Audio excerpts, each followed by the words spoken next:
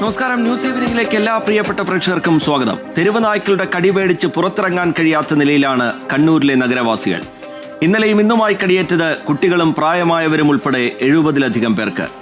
പരിമിതികളും കെടുകാര്യസ്ഥതയും നിരത്തി പരസ്പരം പഴിചാരുകയാണ് കണ്ണൂർ കോർപ്പറേഷനും ജില്ലാ പഞ്ചായത്തും. ഇത് കണ്ണൂരിലെ മാത്രം പ്രശ്നമല്ല, ഒരു പുതിയ പ്രശ്നവുമല്ല. വിഷയമാണ് ഇന്ന് ന്യൂസ് ഈവനിംഗ് ചർച്ച ചെയ്യുന്നത്. എല്ലാ പ്രേക്ഷകർക്കും ഒരിക്കൽ കൂടി സ്വാഗതം.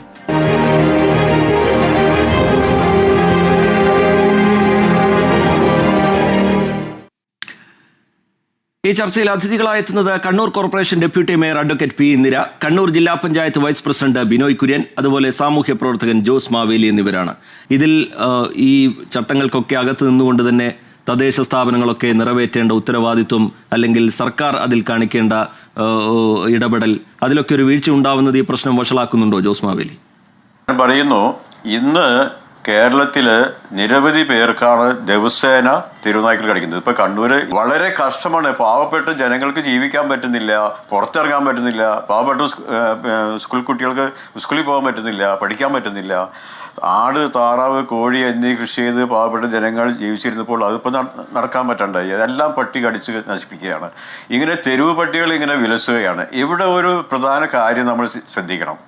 ഇപ്പോൾ ഇത്രയും വലിയ വിഷയമുണ്ടായിട്ടും ഇവിടുത്തെ എന്താ പറയുക, മുഖ്യധാര രാഷ്ട്രീയ പാർട്ടികൾ ആരും തന്നെ കാര്യമായി ഇതിനൊരു മുന്നോട്ട് വരുന്നില്ല. ഒരു സമരത്തിനോ അല്ലെങ്കിൽ ഇതിന് പ്രതിരോധത്തിനോ എന്തെങ്കിലും കാര്യത്തിന് ആരും വരുന്നില്ല. ഇവർ പരസ്പരം പഴിചാരുകയാണ്.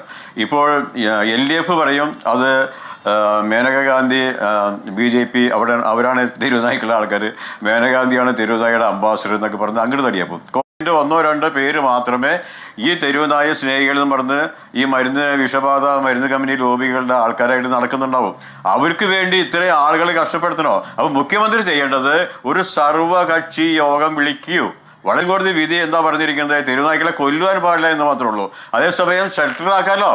ഇപ്പോൾ തെരുവാതെ ഇതിങ്ങനെ നീണ്ടു പോകാൻ പാടില്ല. അവിടെ ഷെൽട്ടർ പണിയുക. അപ്പോൾ ഷെൽട്ടർ പണിയുമ്പോൾ ജനങ്ങൾ സമ്മതിക്കില്ല എന്നാണ് മന്ത്രിമാരൊക്കെ പറയണത്, ഈ വകുപ്പ് മന്ത്രിയൊക്കെ. അങ്ങനെയാണെങ്കിൽ ഇവർക്ക് വീണ്ടുള്ള വനപ്രദേശം വേണ്ടതെന്നുള്ള കേരളത്തിൽ വനത്തിൽ കൊണ്ടുപോയി ഡോഗ് പാർക്കുകൾ നിർമ്മിക്കാമല്ലോ. ഇപ്പം കേരളത്തിൽ ഇത് വേണ്ട സൗകര്യമുണ്ട് അതിനുള്ളത്.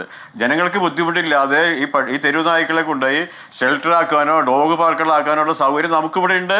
അതിനുവേണ്ടിയുള്ള ജനങ്ങൾ ഇവിടെ റെഡിയായിട്ട് നിൽപ്പുണ്ട്. ഇപ്പം നിരവധി ആളുകൾ ഈ കാര്യത്തിൽ സ്പോൺസർ ചെയ്യാൻ താല്പര്യമാണ്. ഈ തെരുവുനായ്ക്കളോട് നിന്ന് മാറ്റുകയാണെങ്കിൽ അവർക്ക് കൊണ്ടുപോയി ഭക്ഷണം കൊടുക്കുവാനോ അവർക്ക് നോക്കുവാനോ അവിടെ വേണ്ട കാര്യങ്ങൾ ചെയ്യാനായിട്ട് ഇവിടെ ആളുകൾ റെഡിയാണ്. ഈ ആണെങ്കിൽ 50% തെരുവുനായ്ക്കൾക്കും വിഷബാധയുണ്ട്. ഇനി വന്ധീകരണം നടത്തണമെങ്കിൽ എങ്ങനെ വന്ധീകരണം നടത്തുന്ന പറയണേ? അതിന് മാത്രം ലക്ഷക്കണക്കിന് തെരുവുനായ്ക്കളാണ് കേരളത്തിൽ വിലസണത്. ഒരു തെരുവുനായ, ഒരു പെൺ തെരുവുനായ ഒരു വർഷം 3 തവണയാണ് പ്രസവിക്കുന്നത്. ഈ 3 തവണ പ്രസവിക്കുമ്പോൾ 10-15 കുഞ്ഞുങ്ങളെയാണ്. ഇതിങ്ങനെ ഇരട്ടിക്കുകയാണ്. ഇപ്പൊ ഗവൺമെന്റ് കണക്ക് തന്നെ 2 വർഷം മുമ്പ് കണ്ട് എടുത്തിട്ടുണ്ട്. അന്ന് 2 ലക്ഷം തെരുവുനായ്ക്കൾ എന്ന് പറയുന്നു. ഇപ്പോൾ സർവേ എടുക്കുകയാണെങ്കിൽ ഒരു 20 ലക്ഷം തെരുവുനായ്ക്കൾ ഉണ്ടാവും. എവിടെ മനുഷ്യജീവനാണ് വലുത്. മനുഷ്യൻ ജീവിക്കാൻ പറ്റുന്നില്ല. അതുകൊണ്ട് മുഖ്യമന്ത്രിക്ക് കയ്യടി മേടിക്കാൻ ജനങ്ങളുടെ ഒരു വലിയ സിമ്പതി കിട്ടുകയും ചെയ്യും. അതിനുവേണ്ടി മുഖ്യമന്ത്രി സർവകക്ഷി യോഗം വിളിക്കൂ. ഇവിടെയുള്ള എല്ലാ രാഷ്ട്രീയ പാർട്ടികളും ഒരുമിക്കാൻ പറ്റും. ഇത് പല തരത്തിലുള്ള പ്രശ്നങ്ങൾ ഉണ്ടാക്കുന്നുണ്ട്. ഒന്ന്, അതിലേറ്റവും പ്രധാനം യാതൊരു സംശയവുമില്ല, ജനങ്ങളുടെ ആശങ്കയും സുരക്ഷയുമായി ബന്ധപ്പെട്ട വിഷയമാണ്. നമ്മൾ കേരളത്തെ അന്താരാഷ്ട്ര തലത്തിൽ ഒരു ബ്രാൻഡാക്കിയൊക്കെ അവതരിപ്പിക്കാനുള്ള നീക്കം നടക്കുന്നുണ്ട്. നമ്മുടെ ടൂറിസം മേഖലയെ പരിപോഷിപ്പിക്കുന്നതിനായുള്ള നീക്കങ്ങൾ നടക്കുന്നുണ്ട്. അതിനിടയിലാണ് വിദേശത്ത് നിന്നൊക്കെ ആളുകൾ എത്തുമ്പോൾ നമ്മുടെ റെയിൽവേ സ്റ്റേഷനിൽ ടൂറിസം എന്ന് പറയുമ്പോൾ എങ്ങനെയാണ് ടൂറിസം അവിടെ വിജയിപ്പിക്കണേ? ഇനിയിപ്പോൾ വിദേശികൾക്കൂടെ നിൽക്കാൻ പറ്റും. കഴിഞ്ഞ 2-3 മാസം മുമ്പ് ഒരു വിദേശിയെ തെരുവുനായ്ക്കൾ കടിച്ച വാർത്ത നമ്മൾ കണ്ടതാണ്. അപ്പോൾ നമുക്കിപ്പോൾ കടപ്പുറത്ത് പോയി നിന്നാൽ അവിടെ തെരുവുനായ്ക്കൾ ഓടി നിന്ന് കടിക്കുകയാണ്. അവിടെ പോയി കിടക്കാനൊന്നും പറ്റുന്നില്ല. അപ്പോൾ ടൂറിസം ഓട്ടോമാറ്റിക്കായിട്ട് നിന്ന് പോകും. അതൊക്കെ ഇത് വളരെ വളരെ ഭയാനകമായിട്ടാണ് കാര്യങ്ങൾ പോണത്. കാരണം ഒരു സർവകക്ഷി യോഗം വിളിക്കട്ടെ കണ്ണൂർ മുനിസിപ്പാലിറ്റി കോർപ്പറേഷൻ്റെ നേതൃത്വത്തിൽ. എന്നിട്ട് അവിടെയുള്ള CPM-ഉം അതുപോലെ തന്നെ CPM-ഉം കോൺഗ്രസിനും ഒന്നിച്ചാൽ പിന്നെ എല്ലാ കാര്യവും ഓക്കെ ആവും. പിന്നെ BJP-യും ചേർക്കാം. എന്നിട്ട് അവിടെ സർവകക്ഷി യോഗത്തിൽ ഭൂരിപക്ഷം നോക്കുക. ആ ഭൂരിപക്ഷത്തിൻ്റെ അഭിപ്രായം അനുസരിച്ച് മുമ്പോട്ട് പോകണമെങ്കിൽ അവിടെ നമുക്ക് പല കാര്യങ്ങളും വളരെ എളുപ്പത്തിൽ ചെയ്യാൻ പറ്റും. അങ്ങനെയൊക്കെ നമുക്ക് ഓരോ പ്രൊജക്റ്റ് ചെയ്യാൻ പറ്റുള്ളൂ. അതുവേണ്ടി ഞങ്ങളുടെ എല്ലാ സപ്പോർട്ടും. ഇപ്പം ഞങ്ങൾ വേണമെങ്കിൽ തെരുവുനായ്ക്കളെ അവർക്ക് ഭക്ഷണം കൊടുക്കുവാനോ അതുപോലെ തന്നെ തെരുവുനായ്ക്കളെ അവിടെ നിന്ന് മാറ്റി വേറെ വിൽപ്പനയ്ക്ക് വേണ്ടിയോ ഒക്കെ ഞങ്ങൾ സഹകരിക്കാം. അതിനുള്ള ചെലവ് ഞങ്ങൾ കൊടുക്കാൻ തയ്യാറാണ്. ഈ ഭക്ഷണം കൊടുക്കാനൊക്കെ ആയിട്ട് വേണ്ട ആൾക്കാർ നമുക്ക് സ്പോൺസർമാരെ കിട്ടും. ജനങ്ങളെ പട്ടികടിക്കാതിരുന്നു. അപ്പോൾ ഇതൊരു മാതൃകയാക്കാനായിട്ട് നല്ലൊരു അവസരമാണ് ഇത്. ഇപ്പോൾ ജനസേവ ശിശു ഭവൻ എന്ന് പറഞ്ഞ അതിൻ്റെ ഒരു ചെയർമാനാണ് ഞാൻ. എനിക്ക് നേരിട്ട അനുഭവങ്ങൾ പറയാം. കഴിഞ്ഞ 20 വർഷമായിട്ട് ഈ രംഗത്ത് കഴിഞ്ഞ 15 വർഷമായിട്ട് ഈ രംഗത്ത് ഞാൻ പ്രവർത്തിക്കുന്നുണ്ട്. ഈ തെരുവ് നായ്ക്കൾ ഇങ്ങനെ കടിച്ചു കയറുമ്പോൾ അതിനെതിരെ അവിടെയുള്ള തെരുവ് നായ്ക്കൾ അവിടെ നിന്ന് മാറ്റുന്നതിന് വേണ്ടി ഞാൻ പരിശ്രമിച്ചപ്പോൾ എൻ്റെ പേരിൽ കേസ് എടുത്തിട്ടുണ്ട്. അങ്ങനെ പല കേസുകളും വന്നിട്ട് ഞാൻ സുപ്രീം കോടതി പോയി മാപ്പപേക്ഷ വരെ ഈ തെരുവ് നായ സ്നേഹികൾ എന്നെ കൊണ്ട് ചെയ്യിപ്പിച്ചിട്ടുണ്ട്.